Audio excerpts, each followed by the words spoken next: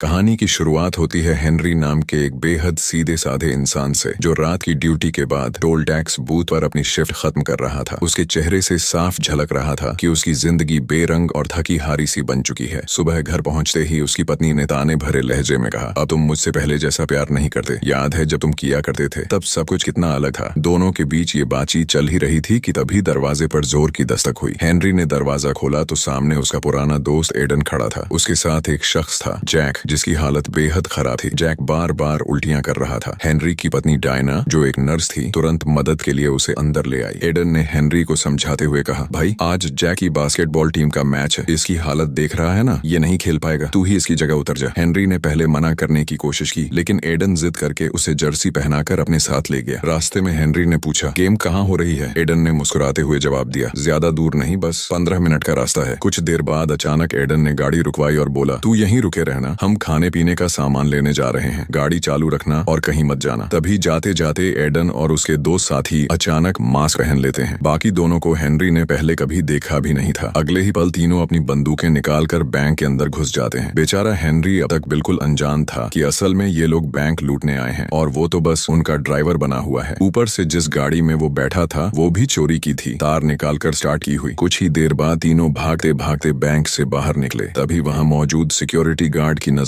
Henry पर पड़ गई। दिक्कत ये थी कि हेनरी ने भी वैसी ही टी शर्ट पहनी हुई थी जैसी उन लुटेरों ने पहनी थी। गार्ड ने बिना कुछ सोचे समझे उसे पकड़ लिया। पुलिस वालों ने बार बार पूछताछ की, अपने साथियों का नाम बता दे, लेकिन हेनरी सच में किसे जानता था? एडन के अलावा बाकी का तो चेहरा तक नहीं देखा था। वो इतना भोला था कि एडन का नाम भी नहीं लिया। सोचा, दोस्त है मेरा, चाहे जैसा हो। नतीजा ये निकला कि बैंक लूट की कोशिश के आरोप में हेनरी को 3 साल की जेल हो गई। जेल पहुंचते ही उसकी मुलाकात हुई मैक्स से। मैक्स उससे बड़ी गर्मजोशी से मिला। अगले दिन नाश्ते के वक्त मैक्स ने कहा, यहाँ हर कैदी के कभी न कभी बड़े सपने हुआ करते थे, फिर जिंदगी में कुछ ऐसा हुआ कि सब टूट गया और वो यहाँ पहुँच गए। तुम्हारा सपना क्या है? हेनरी ने ठंडी आवाज में जवाब दिया, मेरा कोई सपना नहीं है। मैक्स हंसकर बोला, कोई भी सपना ना देखना ये सबसे बड़ा जुर्म है। बताओ सच में तुम्हारा सपना क्या है? हेनरी ने फिर वही जवाब दोहराया। इस बार मैक्स गंभीर हो गया और बोला, ऐसी जिंदगी का क्या मतलब जिसमें कोई सपना ही ना हो। यूं ही वक्त गुजरता रहा और देखते देखते 6 महीने बीत गए। डेबी एक दिन जेल में हेनरी से मिलने आई। उसका चेहरा भारी लग रहा था। बैठते ही उसने कहा, मुझे तुमसे एक जरूरी बात करनी है। थोड़ा रुकर उसने धीरे से बोला, मुझे किसी और से प्यार हो गया है। हेनरी ने उसकी आंखों में देखा, फिर हल्की मुस्कान के साथ कहा, कोई बात नहीं डेबी, मैं बस चाहता हूँ कि तुम खुश रहो। अगर मेरे साथ नहीं रह सकती तो किसी और के साथ सही। उधर मैक्स अब जेल को ही अपना असली घर मान चुका था। एक दिन कैदी आपस में बातें कर रहे थे। किसी ने छेड़ते हुए पूछा, पिछली बार पैरोल ऑफिसर ने तुझसे पूछा था कि अगर तुझे बाहर निकाला जाए तो तू हमारे लिए क्या करेगा? तूने क्या जवाब दिया था मैक्स? मैक्स ने ठंडी आवाज में कहा, मैं तुम्हारे घर घुसकर तुम्हारे कुत्ते को मार दूंगा, घर को आग लगा दूंगा और वहाँ रहने वाली हर जिंदा चीज की जुबान काट डालूंगा। कुछ देर बाद किसी ने हेनरी से पूछा, तेरा रिव्यू कब है? हेनरी बोला, अगले महीने। तभी एक कैदी हंसा और कहा, सबको मालूम है कि तू शरीफ आदमी है। हेनरी ने मजबूती से कहा, मैंने कोई गुनाह नहीं किया। इस पर मैक्स गंभीर होकर बोला, तुम चाहे कितनी बार ये कहो, लेकिन दुनिया को हमेशा यही लगेगा कि तुमने कुछ गलत किया है, क्योंकि तुमने जेल में वक्त काटा है। खैर, कुछ ही दिनों बाद हेनरी को आखिरकार रिहाई मिल गई। जैसे ही बाहर आया, सबसे पहले डेबी से मिलने पहुंचा। दरवाजा खोला तो सामने जो खड़ा था, ये देख हेनरी सन्न रह गया और हैरानी तब बढ़ गई जब उसने देखा कि डेबी गर्भवती है और वो बच्चा जो का था। अंदर जाते ही डेबी ने हेनरी का सारा सामान दिखाया और पूछा, अब तुम आगे क्या करने वाले हो? हेनरी चुपचाप खड़ा रहा, कोई जवाब नहीं दिया। तभी जो आगे बढ़ा और मुस्कुराते हुए कहा, कोर्ट में मेरा नाम ना लेने के लिए शुक्रिया। अब मैं चाहता हूँ कि हम दोनों मिलकर एक बिजनेस शुरू करें। मगर हेनरी ने मुस्कुराते हुए जो से कहा, मैं तो तेरा नाम जानता ही नहीं, और बिना कोई बहस किए वहाँ से चुपचाप निकल गया। कुछ देर बाद हेनरी उसी बैंक के सामने आ खड़ा हुआ जहाँ से उसकी जिंदगी की बर्बादी शुरू हुई थी। बस खड़ा ही था कि अचानक एक गाड़ी आकर उससे टकरा गई। जमीन पर गिरते ही उसने देखा कि गाड़ी चला रही थी जूली, एक गुस्सैल औरत जिसने उसे खूब सुनाई, सड़क पर ध्यान से चला करो। फिर थोड़ी नरमी से बोली, ठीक तो हो ना तुम? इतने में बैंक का वही गार्ड भी वहाँ आ गया। उसने तुरंत कहा, एम्बुलेंस बुलाते हैं, मगर हेनरी ने हाथ जोड़कर मना कर दिया। गार्ड ने उसे सहारा देकर पास के कैफे में बैठा दिया। जूली भी पीछे पीछे आ गई। वहीं हेनरी ने उसे देखते हुए कहा, मुझे लगता है मैंने तुम्हें कहीं देखा है। जूली ने आंखें तरेर कर कहा, मुझे मत देखो, सड़क पर ध्यान से चलो, और ये कहकर गुस्से में चली गई। कुछ देर बाद हेनरी जब कैफे के बाथरूम में गया तो वहाँ दीवार पर चिपकी एक पुरानी न्यूज क्लिपिंग उसकी नजर में आ गई। वो करीब 80 साल पुराना अखबार था जिसमें उसी बैंक की एक चोरी का जिक्र था। उस आर्टिकल में लिखा था कि चोरी बैंक के पीछे वाले थिएटर से बने एक गुप्त सुरंग के जरिए हुई थी, जो सीधा बैंक की तिजोरी के नीचे से निकलती थी। इस खोज के बाद हेनरी सीधा जेल पहुंचा और मैक्स से मिलने लगा। उसने कहा, आखिरकार मुझे अपना सपना मिल गया है, उस बैंक को लूटना जिसके चक्कर में मेरी जिंदगी बर्बाद हुई। जब सजा काटनी ही है तो कम से कम असली चोरी करके काटूं। मैक्स पहले तो हैरान रह गया। उसने पूछा, तेरे पास कोई ठोस प्लान है भी या बस हवा में बात कर रहा है? हेनरी ने आत्मविश्वास से कहा, चिंता मत करो, मेरे पास एकदम टॉप क्लास प्लान है। इसके बाद हेनरी सीधे थिएटर पहुंचा और इत्तेफाक से वहीं जूली भी अपने नाटक की रिहर्सल कर रही थी। जूली अपने नाटक की रिहर्सल कर रही थी, लेकिन उसका डायरेक्टर उस पर लगातार चिल्ला रहा था, ये तुम्हारे बस की बात नहीं है, तुम ये रोल कभी नहीं कर पाओगी। गुस्से में तमतमाई जूली मंच छोड़कर बाहर निकली और कॉफी शॉप चली गई। जाते जाते उसने हेनरी को घूरते हुए कहा, कहीं तुम मेरा पीछा तो नहीं कर रहे हो? हेनरी ने तुरंत मना किया, मगर चुपचाप उसके पीछे पीछे कॉफी शॉप तक चला गया। वहाँ बैठकर कॉफी पीते हुए हेनरी ने उसकी एक्टिंग की तारीफ की। जूली ने हल्की मुस्कान के साथ कहा, उस एक्सीडेंट की शिकायत न करने के लिए थैंक्स। इसी बीच जेल में मैक्स ने पैरोल के लिए अर्जी डाल दी थी। हेनरी ने पहले ही उसे समझा दिया था कि अधिकारियों के सामने कैसे पेश आना है। आखिरकार कुछ सवाल जवाब के बाद मैक्स को भी रिहाई मिल गई। जेल के बाहर जब हेनरी उसे लेने आया तो मैक्स ने हैरानी से पूछा, तेरी गाड़ी कहाँ है? हेनरी ने बड़ी सादगी से जवाब दिया, मेरे पास कोई गाड़ी नहीं, मैं पैदल ही आया हूँ। ये सुनते ही मैक्स भड़क उठा, किस पागल के चक्कर में बाहर आ गया मैं? चलो वापस ले चलो मुझे बाहर नहीं जाना। लेकिन जैसे ही हेनरी ने अपना बैंक लूटने का प्लान बताया, मैक्स ठिठक गया और बोला, यही तुम्हारा प्लान है? यही तरीका तो 80 साल पहले भी इस्तेमाल किया गया था, और तुम्हारे पास बंदूकें वगैरह हैं क्या? हेनरी ने साफ मना कर दिया, मैं किसी को चोट नहीं पहुंचाना चाहता। मैक्स व्यंग्य में बोला, वाह मदर टेरेसा, बहुत नेक इंसान हो तुम, लेकिन सोचा है अगर पिछली चोरी के बाद बैंक ने तिजोरी की जगह बदल दी हो तो अब वो शायद उस टनल के ऊपर हो ही ना। ये जानने के लिए दोनों सीधे बैंक पहुंचे। गार्ड ने अंदर जाते हुए उन पर शक भरी नजर डाली, लेकिन मैक्स ने बड़ी चालाकी से बैंक के असिस्टेंट मैनेजर से बातचीत शुरू की और आराम से ये कंफर्म कर लिया कि बैंक बनने के बाद से अब तक तिजोरी कभी भी अपनी जगह से हिली ही नहीं है। मैनेजर को तो जरा भी शक नहीं हुआ, लेकिन बैंक का गार्ड अब भी उनकी हर हरकत पर पैनी नजर रखे हुए था। बैंक से निकलते ही दोनों सीधा थिएटर पहुंचे जहां टनल की तलाश करनी थी। जूली ने हेनरी को फिर से देखा तो चौंक गई, और इस बार उसके साथ मैक्स भी था। मैक्स तुरंत मुस्कुराकर बोला, जब मैं जवान था ना तब यहाँ बहुत सारे प्ले किए हैं। हेनरी को वही सब दिखाने लाया हूँ, अगर अंदर देखने की इजाजत मिल जाए तो। जूली ने हामी भर दी। अंदर जाते हुए उसने कैजुअली पूछा, कौन कौन से नाटक किए थे आप? मैक्स ने बिना सोचे कहा, शेक्सपियर। फिर गहरी सांस लेकर बोला, यहाँ मेरी बहुत सारी यादें जुड़ी हैं, इसलिए मैं हर कोना देखना चाहता हूँ। परमिशन मिल गई और एक थिएटर वर्कर मैक्स को जगह जगह घुमाने लगा। घूमते घूमते वो उसे उस कमरे तक ले गया जहाँ ग्रीन रूम की दीवार के पीछे वही पुरानी टनल थी। मैक्स ने बड़े ध्यान से उस दीवार का जायजा लिया। इधर जूली हेनरी के पास खड़ी थी। उसने पूछ लिया, तुम असल में करते क्या हो? हेनरी ने बिना लाग लपेट कहा, अभी तो कुछ नहीं, हाल ही में जेल से छूटा हूँ। जूली हैरान होकर बोली, जेल? क्या किया था तुमने? कोई मर्डर वर्डर तो नहीं? हेनरी हल्की हंसी में बोला, लंबी कहानी है, कभी और सुनाऊंगा। बातचीत आगे बढ़ी और दोनों ने उसी शाम डिनर पर मिलने का प्लान बना लिया। घर लौटते ही मैक्स ने हेनरी को बताया, टनल ग्रीन रूम की दीवार के पीछे है, अब हमें किसी भी तरह वो ग्रीन रूम अपने हाथ में लेना होगा। लेकिन हेनरी का ध्यान तो तैयारियों पर था। वो शर्ट बदलते हुए बोला, जरा बताना मैं कैसा लग रहा हूँ? डेट पर जा रहा हूँ। मैक्स हंसकर बोला, हमेशा की तरह अपने जैसे ही लग रहे हो, अब जाओ अपनी डेट एंजॉय करो, प्लानिंग कल करेंगे। शाम को डिनर पर जूली ने अपने सपने खोले। मैं चाहती हूँ कि एक दिन मैं बहुत बड़ी एक्ट्रेस बनूं, लोग सिर्फ मेरा नाम सुनकर पहचान लें। वहीं हेनरी ने भी सच बता दिया, मुझे झूठ नहीं बोलना, जेल क्यों गया था सब बताता हूँ, और अब मेरा सच में इरादा है बैंक लूटने का। जूली पहले तो दंग रह गई, लेकिन धीरे धीरे उसे हेनरी का साथ अच्छा लगने लगा। डिनर खत्म होने तक उनके बीच की नजदीकियां बहुत बढ़ चुकी थीं। अगली सुबह हेनरी और जूली मैक्स के घर पहुंचे, लेकिन मैक्स जूली को देखकर भड़क उठा। हेनरी ने कहा, टेंशन मत लो, ये भी हमारे साथ काम करेगी। मैक्स ने हेनरी को साइड में खींचते हुए गुस्से से कहा, तूने इसे पूरा प्लान क्यों बताया बेवकूफ? खाना खाते वक्त जूली ने अचानक मैक्स से पूछा, तुम जेल में क्यों थे? मैक्स ने बिना किसी हिचक के कहा, मैंने कई खून किए हैं। जूली चौंक गई, इतने सारे मर्डर, तुम्हें पकड़े जाने का डर नहीं था? मैक्स मुस्कुराया, डर किस बात का, मुझे तो जेल जाना पसंद है, वहीं सबसे सुकून मिलता है, मेरी तो फेवरेट जगह है वो। थिएटर जाते समय जूली और हेनरी के दिमाग में एक प्लान आया, क्यों ना यहाँ ऑडिशन रख दिए जाएं, इससे हम ज्यादा वक्त थिएटर के अंदर बिता पाएंगे। उधर मैक्स को और भी शातिर आइडिया सूझा, जिस एक्टर का ग्रीन रूम है उसे ही हटवा देते हैं, फिर हेनरी को रोल मिल जाएगा और हम आराम से खुदाई कर पाएंगे। हेनरी घबरा कर बोला, लेकिन मुझे एक्टिंग थोड़ी आती है। मैक्स हंस पड़ा, अबे शक्ल देख अपनी, तू नेचुरल एक्टर है, इससे बढ़िया कोई नहीं करेगा, और ये तो लीड रोल है। कुछ ही दिनों में कमाल हो गया, वो असली एक्टर अचानक प्ले छोड़ गया, ये कहकर कि उसे बड़ी फिल्म मिल गई है। असल में मैक्स ने उसे बेवकूफ बनाया था। जब ये बात जूली को पता चली तो वो भड़क गई, तुम लोग मेरा करियर बर्बाद करने पर तुले हो क्या? इसके बावजूद हेनरी ने ऑडिशन दिया और सिलेक्ट भी हो गया। अब उनका काम और आसान हो गया था, लेकिन खुदाई शुरू करने के बाद जल्द ही उन्हें एहसास हुआ कि ये टनल दो लोगों के बस की बात नहीं है। तभी उन्होंने जो को शामिल करने का फैसला किया। काफी मनाने के बाद जो मान गया, लेकिन टनल देकर बोला, ये सब पागलपन है, सीधा बंदूक लेकर जाओ और लूट लो। मैक्स ने झुंझलाकर जवाब दिया, तेरी तरह बेवकूफों वाली चोरी नहीं करनी हमें। धीरे धीरे काम आगे बढ़ने लगा। इस बीच हेनरी एक्टिंग में भी पूरी तरह डूब गया। अब उसे सिर्फ ऐसा नहीं चाहिए था, बल्कि अपनी जिंदगी को नया मोड़ देना था। लेकिन एक रात मुसीबत खड़ी हो गई। जब वो काम खत्म कर घर लौट रहे थे तो रास्ते में वही बैंक वाला गार्ड फ्रैंक, जिसने पहली बार हेनरी को पकड़ा था, उन्हें रोक लेता है। फ्रैंक ने शक भरी नजरों से कहा, तुम वही हो ना जो बैंक लूटने वालों के साथ था? अब भी मैंने तुम्हें कई बार बैंक के पीछे से थिएटर जाते हुए देखा है। इस बार कोई गड़बड़ नहीं होने दूंगा। हेनरी ने ठंडी सांस लेकर कहा, चलो बैठो गाड़ी में, और उसे एक सुनसान जगह पर ले गया। वहां रुककर उसने सीधे पूछा, तुम्हें आखिर चाहिए क्या? फ्रैंक ने रहस्यमयी अंदाज में जवाब दिया, हर महीने एक बार एक ट्रक हमारे पार्टनर बैंकों में जाता है। मैक्स ने अचानक एडी का कॉलर पकड़ लिया और उसे जोर से दीवार पर धक्का मारा। कमरे में एकदम सन्नाटा छा गया। जो बीच बचाव करने आया तो मैक्स ने उसे भी धक्का दे दिया। मैक्स गुस्से में दहाड़ा, ये चोरी बच्चों का खेल नहीं है, हम महीनों से प्लान बना रहे हैं, हर चीज टाइमिंग पर टिकी है, और तू तो बस मुसीबत है। एडी भी पीछे हटने वाला नहीं था। उसने गुस्से में कहा, तेरे जैसे बूढ़े लोग सिर्फ प्लान बनाते रहते हैं, असली काम तो हम जैसे लोग करेंगे। हेनरी और जो मेरे साथ हैं। हेनरी दोनों के बीच फंस गया। वह एडी को समझाने की कोशिश करने लगा, एडी तू मेरा दोस्त है, लेकिन ये कोई खेल नहीं है, यहाँ जरा सी गलती सबकी जान ले सकती है। जूली भी शोर सुनकर कमरे में आ गई। उसने देखा कि मैक्स और एडी एक दूसरे को लगभग मारने पर उतारू हैं। जूली ने चिल्लाकर कहा, बस करो, अगर तुम लोग ऐसे ही लड़ते रहे तो चोरी तो छोड़ो, सब जेल के अंदर सड़ोगे। मैक्स गहरी सांस लेकर पीछे हट गया और बोला, ठीक है, अगर एडी रहना चाहता है तो एक टेस्ट होगा। जो हैरान होकर बोला, टेस्ट? मैक्स ने ठंडी नजर से कहा, हाँ, कल रात बैंक के पीछे वाले गार्ड शेड्यूल में चेंज है। अगर एडी वाकई काबिल है तो वह गार्ड को बिना शोर किए हटाएगा। अगर ये काम कर लिया तो प्लान में रहेगा, वरना निकल जाएगा। एडी ने मुस्कुराते हुए कहा, डील, देखते हैं असली बाज कौन है। हेनरी बेचैन हो उठा। उसे लग रहा था कि यह सब हाथ से निकल रहा है। अब चोरी से पहले ही टीम के बीच दरार पड़ने लगी थी। पुलिस की सायरन की आवाज अब बिल्कुल नजदीक आ चुकी थी। हेनरी का दिल तेजी से धड़क रहा था। उसने मैक्स का हाथ झटकते हुए कहा कि वह अब और यह सब नहीं करेगा। मैक्स गुस्से में आग बबूला हो गया। उसकी आंखों में वही जुनून था जो उसने जेल से निकलते वक्त हेनरी से कहा था, मैं बाहर आया हूँ तो कोई कांड करके ही जाऊंगा। लेकिन हेनरी अब बदल चुका था। जूली से मिला सच्चा प्यार और उसका विश्वास उसके लिए पैसों से कहीं ज्यादा कीमती था। रात को हेनरी और जूली मिले। हेनरी ने कहा, हमें शो के पहले दिन ही बैंक लूटना होगा, फिर मैं कैलिफोर्निया चला जाऊंगा, तुम भी हॉलीवुड काम करने आना, वहीं मिलेंगे। यह सुनते ही जूली गुस्से में बोली, अगर तुम्हें जाना ही था तो प्यार का नाटक क्यों किया? तुमने तो सिर्फ थिएटर में घुसने के लिए मेरा इस्तेमाल किया। मैं अब तुमसे कभी नहीं मिलूंगी। मेरी गलती है कि एक चोर से प्यार कर बैठी। फिर शो का दिन आ गया। उसी दिन बैंक लूटने का भी प्लान था। डायरेक्टर ने सब एक्टर्स से कहा, आज तुम्हारा दिन है, जाओ और अच्छा परफॉर्म करो। अब सिर्फ 10 मिनट बचे हैं। उसी वक्त बैंक में पैसों का ट्रक आ गया, जैसा पुलिस ने बताया था। हेनरी स्टेज पर एक्टिंग करता रहा और मौका देकर अपने साथियों से मिलने चला गया। प्लान के मुताबिक सबने काम शुरू किया। उन्होंने पहले औजार से ईंटों की दीवार तोड़ी और वेल्डिंग मशीन से तिजोरी का लोहा काटकर उसमें बड़ा छेद कर दिया। मैक्स ने पहले ही वायर काट दी थी, इसलिए अलार्म नहीं बजा। लेकिन तभी गड़बड़ हो गई। एडी ने मैक्स पर बंदूक तान दी और कहा, चुपचाप निकल जा। उसने जो से कहा, जल्दी जपला नल्दी सारा पैसा गाड़ी में भर। जो को यह अच्छा नहीं लगा, उसने कहा, ऐसा मत करो, गलत है। तभी हेनरी वहां आ गया। एडी ने उसे भी डराने की कोशिश की और मैक्स को गोली मार दी, जो बार बार मना करता रहा। लेकिन मैक्स ने एडी से बंदूक छीन ली और उसे पीटना शुरू कर दिया। इसी दौरान गोली चली और हेनरी की टांग छूकर निकल गई। उधर थिएटर में हेनरी का सीन आने वाला था। वह लंगड़ाते हुए जल्दी से स्टेज पर पहुंचा और एक्टिंग शुरू कर दी। इधर मैक्स ने एडी को अच्छी तरह पीटा और उसके हाथ पांव बांध दिए। फिर हेनरी, मैक्स और जो पैसा लेकर भाग निकले। थोड़ी देर बाद हेनरी ने अचानक गाड़ी रुकवा कर कहा, तुम लोग जाओ, मैं बाद में मिलता हूँ। जो ने पूछा, ये कहाँ जा रहा है? मैक्स बोला, छोड़ो, हमें बस गाड़ी चलानी है। हेनरी भागते भागते थिएटर पहुंचा। जूली स्टेज पर एक्टिंग कर रही थी। हेनरी लंगड़ाते हुए स्टेज पर आया और बोला, मैं तुमसे दूर नहीं रह सकता, मैं सच में तुमसे प्यार करता हूँ। नाटक में भी ऐसा ही सीन चल रहा था, इसलिए दर्शकों को लगा कि यह सब एक्टिंग का हिस्सा है। सब लोग जूली के हाँ कहने का इंतजार करने लगे। डायरेक्टर ने लाइट्स धीमी कर दी और इशारे से जूली को हाँ बोलने को कहा। जूली को भी अब यकीन हो गया कि हेनरी का प्यार सच्चा है। उसने शब्दों में तो हाँ नहीं कहा, लेकिन उसके चेहरे के हाव भाव सब कुछ बता रहे थे। आखिरकार हीरो और हीरोइन एक हो गए और हाँ, पैसा भी उनके पास आ ही गया। अगर वीडियो पसंद आए तो लाइक करो और चैनल सब्सक्राइब करना मत भूलना। मिलते हैं अगली वीडियो में।